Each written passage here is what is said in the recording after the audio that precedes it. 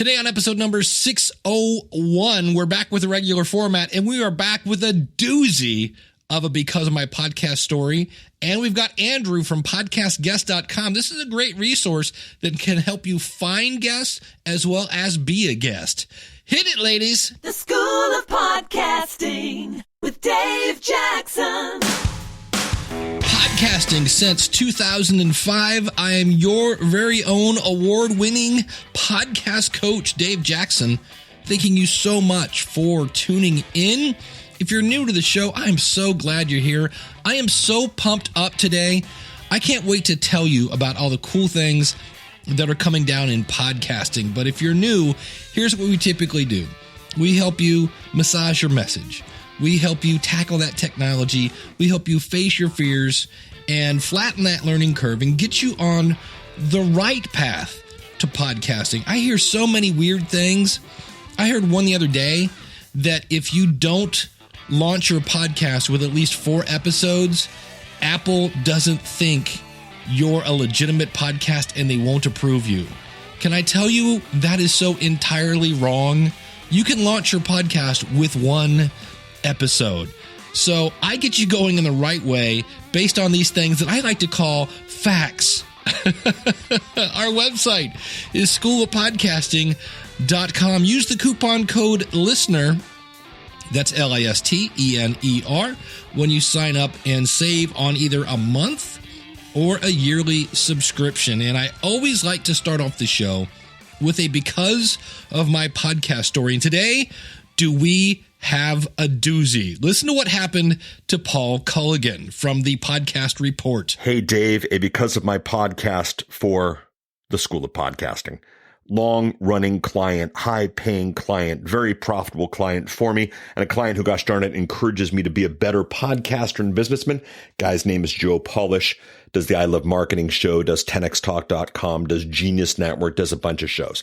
Anyway, Joe's got a whole program called Artists for Addicts. It works with artists and addicts, and it brings the art world together with the addiction world to try to find some solutions. It's a very, very cool program. Long story short, Joe calls and says, hey, do you want to come to an Alic Cooper fundraiser? It'll be an Alic Cooper show. Sure, that sounds fun. That's unique. I get there, VIP event, VIP tickets, 3rd row, theater in the round. Awesome. The photo I've sent you is a picture of me with Ace Frehley from Kiss / from Guns N' Roses. Edgar Winter, known mostly for Free Ride, but a mainstay in the rock world. Rob Halford, Judas Priest, Cheryl Cooper, Alice's wife, and of course, Alic Cooper. I got to meet them all. I got a signed Alic Cooper cane. I got to hang out backstage with these people. And I'll tell you, it was a lot more like that episode of Wayne's World than it was anything else. This is above and beyond. My podcast got me Joe's client. Joe has been paying me for a long time to help him out with these things. But this is what happens when you get into the inner circle. And because of the podcast, I got into the inner circle. And because of the podcast, there were even some interesting conversations backstage that one day I might be able to chat about later. But the fact of the matter is, good time. Amazing time, free concert, got to meet these people, got a funny picture, got an Alic Cooper cane.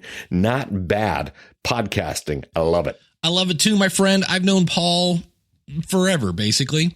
And check him out, paulcolligan.com. Check out his podcast about podcasting. It's called The Podcast Report. It's kind of like an insight into the industry, all sorts of stuff. I always like it. They're short. They're right to the point. Good stuff at The Podcast Report. And this is kind of like Jeopardy. It's like you open up the box and it's the Daily Double.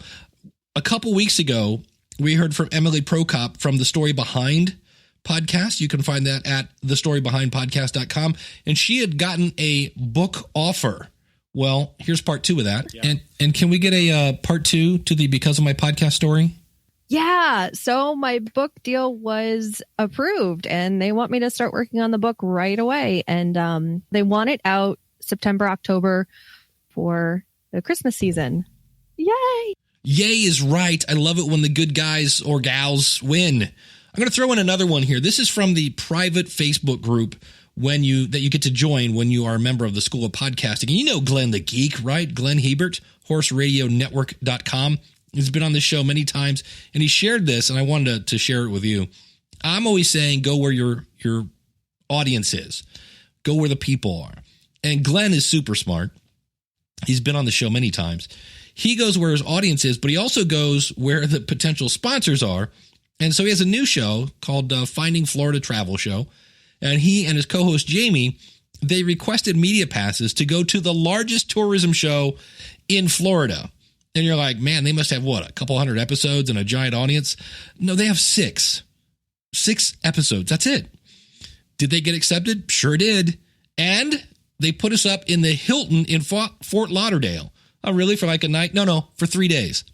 3 days, Fort Lauderdale, biggest trade show in Florida. They said that Glenn and Jamie were the first podcasters to ever ask, and they were thrilled that they were there.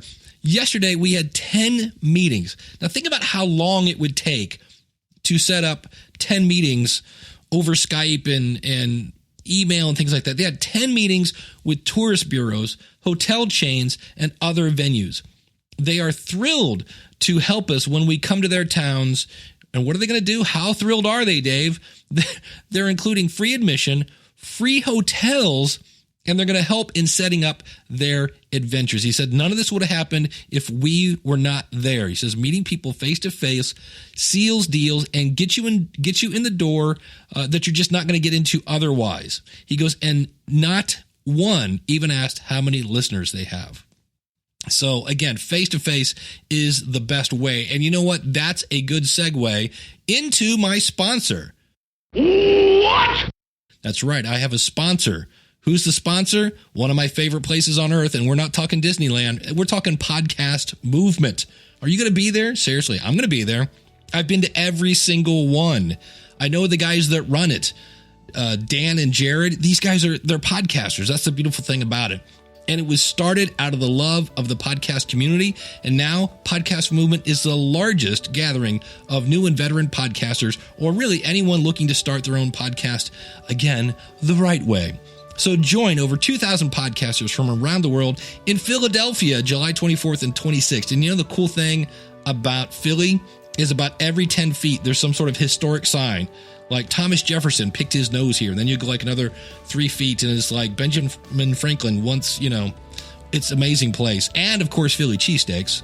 And you can look at the Liberty Bell. I did that the last time I was there, Independence Hall. But there's going to be 3 days of workshops, panels, parties, and more. I could go on literally for an hour on Podcast Movement. The conference offers over 100 sessions on topics ranging from the technical aspects of setting up your equipment and the audio production, as well as the marketing and that monetization thing that some people want to do, as well as the expo hall is going to feature over 60 podcast services and equipment providers. So whether you're in the market for a microphone or you're trying to figure out where to host your podcast, you could actually stop by the Libsyn booth and yours truly will be there. We're all going to be there to help you figure it out. Use the coupon code SOP when you sign up at podcastmovement.com. Thank you, Podcast Movement, for sponsoring this episode of the School of Podcasting. One of the segments that we haven't had on here in a while, so feel free to go out to schoolofpodcasting.com/contact and send one of these in. One of my segments used to be the last 5 podcasts I listened to. Not what are your favorite podcasts. What were the last 5 you listened to? If you know their address, what's their website address, and what it's about. That was a way that we kind of help people find new podcasts. And on a recent podcast, I can't remember what I was listening to. I wish I could, just to give them credit. But they mentioned a show title. Just the title. It's called The Pitch Whisperer. I have not listened to it yet. But I heard about it on a podcast and somebody said they liked it. And just the title made me go, I want to check that out. So today we're talking about being a podcast guest, as well as how to find podcast guests. And so I've got Andrew from podcastguest.com. This is a website designed to help you do both. Here's my conversation with Andrew. All right, well, joining me via Skype, he's come to tell his story of podcastguest.com. Andrew Alleman, thanks for joining us, buddy. My pleasure. Thanks for having me on the show. How long have you been doing podcastguest.com? It's almost 2 years now. So it's a weekly newsletter, and it's up to 90, I believe. So we'll call it 2 years. Well, when you started it, how much of an idea did you have? it was kind of half-baked, and it was very much, as people say, the minimum viable product. So I have a podcast that I've been running now for a few years now. In the first year or two, I was able to just tap my Rolodex to find guests for it. And then I got to a point where I said, I really need to get a wider variety of guests, people that I maybe don't know or haven't heard of. And there was no easy way to do that. So I decided to create, and for people in the PR world, they're probably familiar with Help a Reporter Out. And this is that same concept for podcasts, basically a very simple way to connect podcasters with guests. So I created it kind of with the idea of, hey, I need help with this, and I can help myself and also help others at the same time. And so are you kind of a programmer yourself, or did you hire somebody to do the back end, or how did that come about? Well, I am not technically inclined. I can do some HTML. I can run a WordPress site, but so I actually built it on a combination of MailChimp and Google Forms to get started. Nice. So yeah, very, very simple. It's expanded from there. Now, and we can talk about this. I've added some technology, and I have an excellent WordPress developer who helped me out with that. But yeah, I really wanted to do something where I didn't need to go out and spend thousands of dollars to get it off the ground. And so that was my simple solution for that. Yeah, because with MailChimp and Google Forms, you have a startup cost of zero. Pretty much. Yeah. $10 for a domain. That's right. Yeah, it's zero. So what has changed over the last 2 years that you're like, maybe we should do this, or any different directions you've gone, or things that you've tried maybe that didn't work? Yeah. I started out and I said, hey, let's get this out there and see if people are interested. And instantly there was a really positive response. A lot of people were looking for what I was looking for. And so the list started to grow. And as the list grew, I started to get lots of feedback. Hey, you should do this. Hey, you should do that. This is how you can make it better. And so I'm trying to think how long I went along with just, strictly no monetization whatsoever, but just an email every week that had a list of podcasts. And then people that were interested in those podcasts would click a button and submit themselves to them. And I would say it was probably about 6 to 9 months in that I started saying, hey, I'm investing a lot of money in advertising this now to grow my list. What can I do to make some money? And so I've done a few things over the past year and a half to try to make money, make it more engaging, grow the list. Some have been more successful than others, and I'm right in the middle of one that I started a couple months ago, which is creating a way for experts that want to be a guest on podcasts to kind of get a continual stream of podcasters coming to them. Up until recently, it's very, very much been something where if you want to be a guest on podcasts, you have to wait for the right podcast to be featured, and then you can submit yourself to that. But a lot of people have said, hey, I want to get booked on more podcasts. I want people to come to me, not just the other way around. And so I've added some elements to make that possible. The service is designed both for people that are podcasters looking for guests, but also, as you just pointed out, it's also a great place if you want to get booked. You can then, you just sign up as like an expert, or what's the verbiage? Yeah, there's really only one user type, and that's a subscriber to the system, because in a lot of cases, people are both, right? So, Dave, you're a podcaster, you might be looking for guests. At the same time, if there's an opportunity for you to go on to a business podcast and talk about how beneficial podcasting can be to that audience, then you might want to be a guest at the same time. So a lot of people fall into both camps. And so if you go to podcastguests.com, that's plural, right now all you do is put your name and your email and you are signed up. Doesn't matter if you're a podcaster or if you want to be a guest on other podcasts. And then I send follow-up with instructions, which are, hey, if you're a podcaster, here's how to submit your podcast so we can get it in the queue to feature it. And if you want to be a guest on podcasts, here's what to do. Here's how to do it. So I want to keep it as simple as possible for people just to go sign up and then use the system in a way that's most beneficial to them. And let's walk us through the process. So let's say I am a podcaster. I'm looking for some guests. So I go over and I sign up. What can they expect? You said there's a couple emails that, like you said, just kind of that whole get acquainted with the system. And then is it once a week or every other day, or how often are they going to get emails? So once a week on Mondays, unless it's a holiday, I send out an email. And in that email, there are kind of two sets. There's the side for people that want to get booked, and then there's the side for people that podcasts that want to find guests. And so I'll feature 6 podcasts that have submitted themselves to be included. And these podcasts say what the podcast is, what the genre is, what the guest qualifications are, how many episodes they published. And then if someone who's reading that says, hey, I meet those qualifications, I'd like to be on that podcast, all they do is click a link, which takes them to a form they fill out, and then it gets sent to the podcaster. And then the podcaster has essentially a spreadsheet that they get in real time, a Google Sheet that says, okay, here are all the names, email addresses, here's their pitch, kind of their individualized pitch to you. And then it makes it super easy for the podcaster to find guests. And so a lot of times it really depends on what genre, what niche the podcast is in. But a lot of them will get 25, 35 responses from people that want to be on their podcast. And then they can look through and decide which ones they think are right. And then if it's a more esoteric industry or a very narrow topic, sometimes those podcasts will only get a few responses, but most of the time they get a good number of responses. And then the flip side of that, which is something that started a couple months ago, is that if you're looking for guests, let's say you're a podcaster and you're waiting for your podcast to be featured in this newsletter, you can actually find experts in the meantime. And in the newsletter, I feature some of my experts that have paid. So this is kind of the paid side of the service to be featured in my directory. And so the directory is new. There are probably, I'd say 75 people in there, maybe a little bit more than that. And these are people that have created essentially an online one sheet. So I'm sure most of your listeners are familiar with the concept of a one sheet, which is basically a pitch for why you make a great podcast guest. So I allow people to create an online one, and it's in a directory. So if people go there and they're looking for a business guest, they can go to the business category.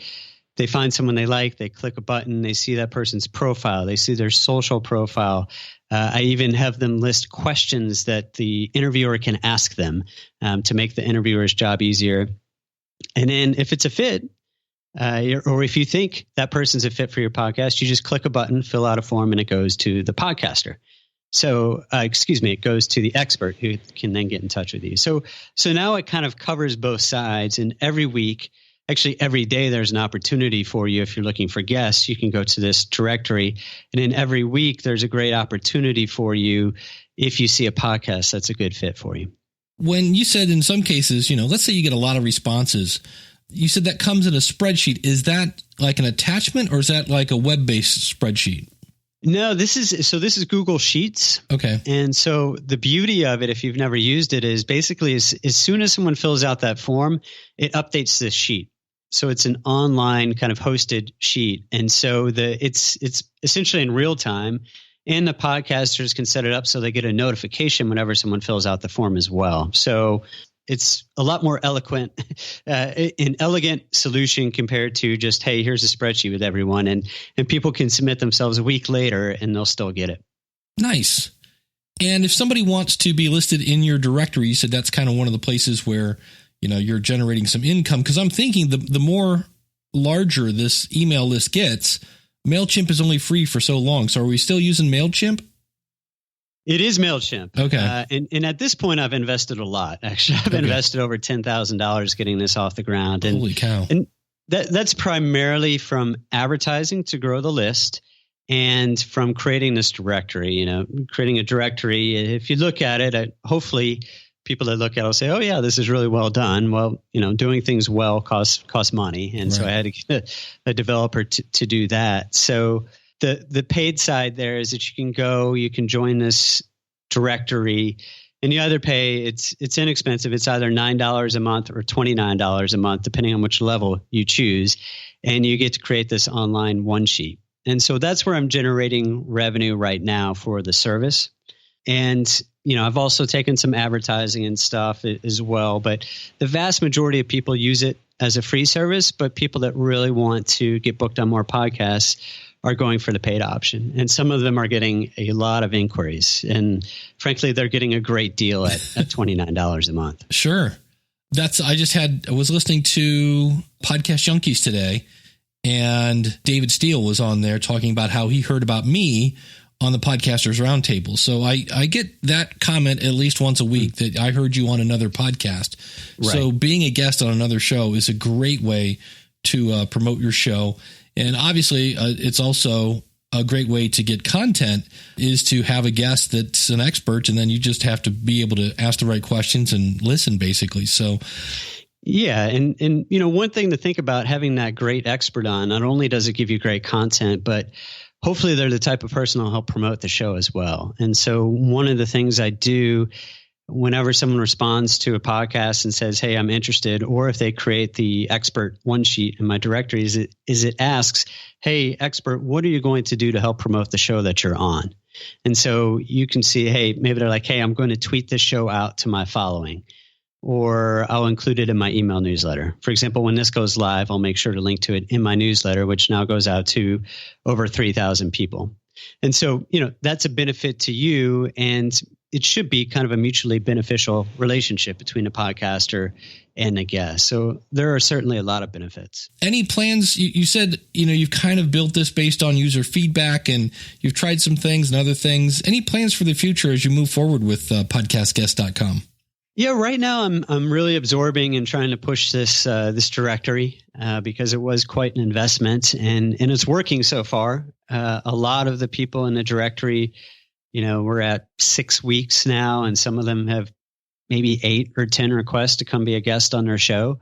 So that I'm excited about. I like to get more people in the directory because it's definitely a push and a pull thing. The more people you get in there, the more useful it is to podcasters. The odds are greater that they'll find who they're looking for, and it helps everyone out. So, I'm very excited with where the service is now after a couple years. I think this last newsletter, there were 3,250 people. So it's grown quite a bit, and it's working. The podcasts get a lot of requests each time, and now the experts as well. So now it's just kind of getting the word out there, getting more people interested, and getting more to sign up. Yeah, because the beauty of it now, it kind of works in different aspects of its life. Right now, if you're an expert, you can get over there now and you can be a big fish in a somewhat smaller pond. But later, as more and more experts are added to that, of course, more and more people will use it. So it should, in theory, scale very well, because the more people that start to use it, the larger your email list gets. The larger your email list gets, the more people are going to sign up to be an expert, and then as well sign up for to be found as well. So it's a really interesting concept, and that's why I wanted to have you on. I thought, this is something that like you said, you've put a lot of blood into this thing, and you've put some cash, and at this point, 2 years into it, it seems, at least at this point, that it's really starting to take off. I hear you on a lot of different podcasts, and I've known about the website for years, and it's been fun just to watch. So I appreciate all the time you've put into it. Any parting words as we get ready to wrap up here? I just reiterate the value, if you're a podcaster listening to this, the value of being a guest on other podcasts. When you think about it, how can you reach people that listen to podcasts? Well, being a guest on a podcast is pretty much bang on, right? I mean, those are podcast listeners. So I think there's a lot of value there. And if you've been podcasting for a while, and if you're struggling to get guests, obviously I can help you with that. But also, if you want to get your name out there, if you want to get on more podcasts, I can also help you there. And, I just invite people to sign up for free at the free level, just at podcastguests.com. Sign up, see what it's all about. And then if you want to take it to another level later on and pay for any services, you're welcome to. But the vast majority of people don't use it. And, I'm so excited whenever I get an email, which I get a lot, saying, hey, you helped me get booked on this great podcast, and it grew my business. Or you helped me find this great guest who really promoted their show, and I got a lot more downloads this week. So that really keeps me going, the idea and getting this feedback that I've helped people in their podcasting quest. Yeah. Now, one of the other things that you do is you handle the sponsorships and speaking opportunities for your wife, who happens to be Stacey Higginbottom. Did I pronounce that right? That's a fun word. Botham. Thank you. And she does a podcast called The Internet of Things. It's a very popular show. And so do you have any tips, since you kind of deal with sponsorships? Because everybody wants a sponsor for whatever reason. They all want, if I could just get a sponsor and quit my job, which maybe we're a little bit away from that. But dealing with sponsorships, how do you go about finding sponsorships? Or is it at this point because Stacy's so popular, they're coming to you? Or can you give us any insights into that world? Yeah, it's a little bit of both. A lot of people come to us and say, "Hey, I want to sponsor." We kind of hit them on a few sides. So she has a podcast, but she also has a newsletter that goes out to about 10,000 people every week. And so, different people like to consume content in different ways. A lot of people listen to her podcast and read her newsletter. Some do just one or the other. And so we also have a site now tied to it. So that helps. And I just kind of give that caveat because it's not just a podcast. We're not just pitching it as a podcast. It's interesting. Some sponsors are really excited about the podcast part, and the newsletter is an afterthought to them. Others are more interested in kind of the newsletter side. It really depends on what their goals are. I guess I would say my number one thought is that I don't like once you start pitching yourself on a CPM model, a cost per thousand. Yeah. I think it's really a race to the bottom. Because then people start comparing it to how much they're paying on Google AdWords for 1,000 impressions and things like that. And so I try to avoid that as much as possible and look at it more as a holistic sponsorship. And that might mean going beyond just a standard 30-second ad read. So on Stacy's podcast, we do a 30-second ad read toward the beginning of the podcast, and then we have a short sponsored interview segment in the middle. And what her sponsors like about this is, think about it, if you're the marketing person for that company and you can get your CEO or one of your vice presidents on the line for a short interview, then that person's also happy and they're excited about it as well. So I would think kind of outside the box on what your sponsorships look like, and don't just necessarily follow this pre-roll, mid-roll, maybe post-roll approach. And to the extent you can, trying to avoid pricing it on a CPM basis, I think is also helpful. And, I'm mindful that most podcasts don't have, hers gets downloaded over 100,000 times a month. I have one that, 5, 6, maybe 7,000 in a good month downloads per month. Well, if I sell that on a CPM basis, I'm not going to make any money from it. So that one, it's more of a, hey, look, you're sponsoring this program. It's a strong community. I'm going to provide support back to you, mention you in a podcast. And so I think taking that approach, at least for me, has worked. Now, if you have a very general interest podcast that gets a lot of downloads, the CPM model might be the way to go. But I think the more you can pitch it as kind of an overall sponsorship package, and the more you can offer that company beyond just an ad read, I think the better off you'll be. Yeah, I was doing a test with a company, and I looked at the end of December, and I'd made $2.95 for 1,800 downloads, and I did the math, and it was 0.002 cents per download.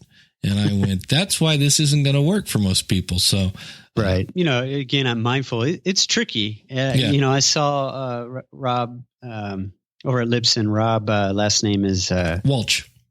Rob Walsh, his presentation on the stats update over at Libsyn. And I think the number there, the average downloads per episode across the platform is less than 200 now, fewer than 200. And so, that's tricky. And again, a lot of people, I think for a lot of people, a straight up sponsorship approach isn't the way to go to a third party sponsor. I think it's more the benefit of either promoting yourself, your company, or in many cases, I think one of the greatest benefits to running a podcast is getting to interview people that otherwise wouldn't give you the time of day. That's right? it. The chance to say, because they're honored that someone wants to interview them. They like the fact that it's free press. You're getting 30, 60 minutes of someone's time that if you just called them and said, hey, can I talk to you? They might hang up the phone. Well, and that's one of the beautiful things about podcastguest.com. Anybody that's there, I don't think you have to ask, I wonder if they'll come on my show. They're kind of saying, yes, I would love to come on your show. Yes. So that takes that out of the guesswork. And the last thing we should probably ask you about, you did mention ever briefly that you have a podcast. So tell us a little bit about your podcast if people want to check it out. Sure. It's the DNW podcast, or the Domain Name Wire podcast. And this is about the exciting world of domain names. So it's a bit of a niche, but basically I talk about and have guests from companies like GoDaddy and people that buy and sell domain names and people that create the technology that makes the internet work. I even had on the person who invented the domain name system back in the day. And I've had people on with just interesting stories. I had David Ellefson, who's the bassist for Megadeth, which if you're into thrash metal, or if you're still into thrash metal, but for me, remembering it from the 80s. Oh, yeah. And he came on and talked about their choice of, they were one of the first music groups to have a website. And so he talked about how that went down and how they were early on the internet. So there are a lot of interesting stories on there, but a lot of it kind of gets into the weeds for people in this community of people that make the internet work when it comes to domain names. Awesome. And where can we find that? If you go to dnw.com/podcasts, so dnw.com is my website, Domain Name Wire. And of course, you can find it if you search for Domain Name Wire in iTunes, Google Play, Stitcher, wherever you listen to podcasts. Awesome. Well, Andrew from podcastguest.com, thank you so much for your time, buddy. My pleasure. Thank you. All right. A couple things I want to throw in here is, again, it's podcast guests with an S. A couple things here. I signed up at Podcast Guests as an expert, and I've already been asked to be a guest on a podcast, and I think I've been there maybe 2 weeks. So that's kind of cool. I love the story. The fact that Andrew started with not like a clear vision of where he was going to go, but he just started it with like next to nothing. And now it's got thousands of people. Your podcast can do the exact same thing. Because what did Andrew do? He got user feedback and then made the service that they wanted. And then it just started going and going and going. Now, granted, he's put a lot of blood and time and money into this. But now it's going to start generating some income. So I thought that was cool. The other thing I want to point out here, and we're going to talk about things you can do as a guest and things you can do as a host. But I actually went out and researched Andrew, ended up at his LinkedIn profile, and that's where I found out that he is the guy that handles the sponsors for the podcast, the Internet of Things podcast. If I had not done some research on my guest, I would have just thought he was Andrew from podcastguest.com. So there's that. So always do your research. One of the things, we need as podcasters, what do we want? Well, it's more listeners. And this is how being a guest on somebody's show can help your show. When you appear on a podcast, you're in front of people that we're looking for, and that is called listeners of podcasts.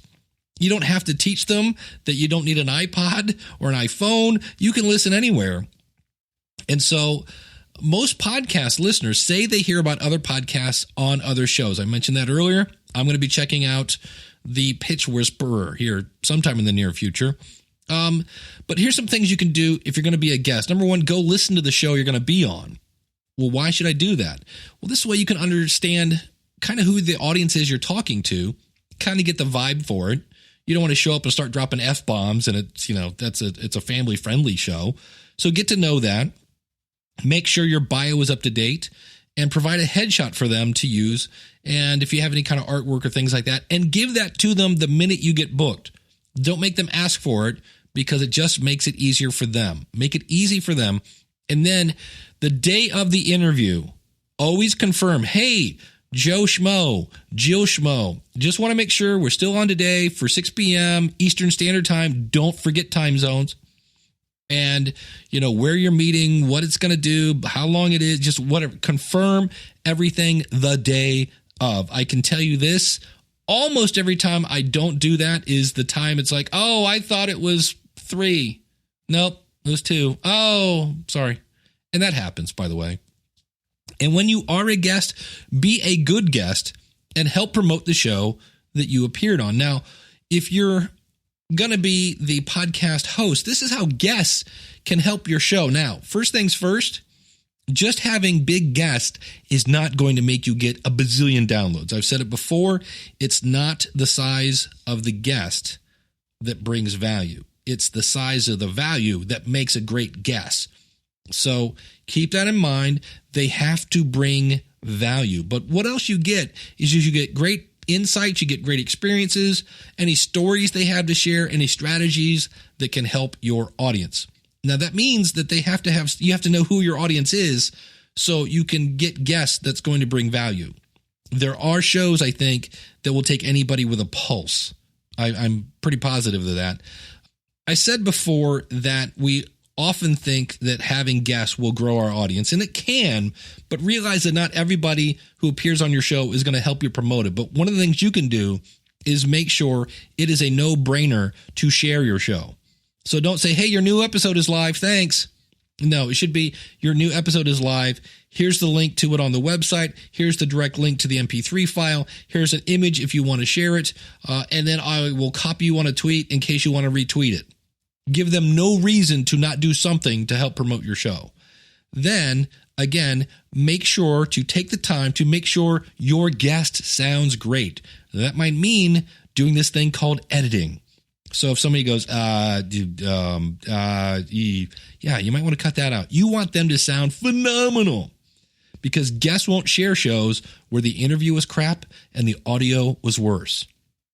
And then, just like I said before, always confirm the day of the interview. Hey, so-and-so, remember when you said you'd be on my show? That's today, 6 o'clock Eastern Standard Time. Here's the link. It's on Skype. Should be about 20 minutes, whatever it's going to be. Always, always, always confirm. It just, A, makes you look professional, and B, it doesn't waste, you don't end up wasting your time, you don't end up wasting their time. So those are some ways that you can help grow your audience. And if you want to check it out again, go out to podcastguests.com, podcastguests.com. If you just want to be, hey, send me people that might be on my show, it's free. You can do that for free, and then later, if you want to sign up as an expert, you can sign up for as little as $9, or you can do the $29 deal. Check it out again, podcastguest.com. Andrew, thank you so much for your time. And speaking of promoting shows, I was going to play this last week on episode number 600. Thanks to everyone who sent in a lot of people really liked that episode. I did a Ask Me Anything, and on my hundreds shows, so 500, 400, 600, I break format. So I just did hey, ask Dave anything. And it was for people who are regular listeners to the show. And those people emailed me and said, that was really cool. Nick Suberling from CincinnatiSoccerTalk.com said, hey, I'm 10 minutes in and this is my favorite episode ever. And I was like, really? And he's like, yeah, this is great. So thanks to everyone who enjoyed that. And to all of you who didn't, well, who am I kidding? You're not listening anymore. So I was on a show not talking about podcasting. I was talking about dealing with divorce. And here's a clip. The hardest part, I think, is I just was listening to an interview with Jerry Seinfeld, because with Howard Stern, he's this radio guy in the States. And he was talking to the comedian Jerry Seinfeld about when he got married. And he said, well, it was kind of weird because all his friends were getting married. And he said he always felt like this weird kind of fifth wheel kind of guy. And it's like everybody thinks you should be married. And that's the thing that I kind of struggle with at this point, because all my friends have grandkids. Well, I don't have any kids, and they all are married. So I really feel like I'm on the outside looking in. And so that at times is hard to deal with. And you can find that is me on the Breakup Recovery podcast. And I'll have links to this out in the show note. That's with Barbara Stevens. You can find her at barbarastevens.com.au. She is a breakup and recovery mentor. So, Barbara, thanks for having me on the show. Now, at the top of the show, I told you how I was excited about some things coming down the pike. Number one, I'm going to talk about a thing in the future that I'm going to be coming out, a new way that you can learn how to podcast from me based on a mistake I did. It's so cool when you go, oopsie, and then you go, oh, wait a minute, this is really cool. So I'll be talking about that. I have found what I think is the perfect WordPress theme. In the past, I used to recommend Appendipity, and then the guy that was running the company apparently got hit by a bus or fell off the planet or something, but I don't recommend Appendipity themes at all anymore. In fact, I have one theme, I have one website where it won't update. So I've been looking for about at least 6 months for a theme and a company that I could recommend. I'm going to be playing with it really a lot over the next week to really kick the tires on this thing, but I think I found it, and it's not Elegant Themes. Elegant Themes is fine, but I found what I think that's a little easier, so I'll be talking about that in the future. And I've been playing with moving a couple of my podcasts, not this one, to different media hosts and testing them. And I got to tell you, that is not something you should do lightly. And I'm going to talk about some of my experiences with different media hosts. And I know what you're thinking, Dave, don't you work for Libsyn? Of course, you're going to tell them that they're not as good as Libsyn. And I get that. But what I'm going to do in this situation is tell you what happened in a very factual kind of way. Try to keep my opinion out of it. And you're smart. You'll figure out that, wow, they sound like a crappy host. And in some cases, I feel, he said, making sure to cover his butt here, that they somewhat distort, again, these things called facts. So I've been going out, testing a bunch of systems, being the crash test dummy of podcasting for you. So I take the punches in the face so you don't have to. And I'll be relaying that information in the future. Our website, schoolofpodcasting.com. If you want to start, schoolofpodcasting.com/start. Use the coupon code LISTENER, and I will see you on the inside. Thanks so much for listening. Until next week, class is dismissed. Take care, and God bless. We're going to stick here on the Because of My Podcast thing for just a second.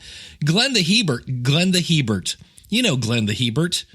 Are you a Hebert? Oh my God, he's a Hebert. This podcast is part of the Power of Podcasting Network. Find it at powerofpodcasting.com. Changing the world, one download at a time.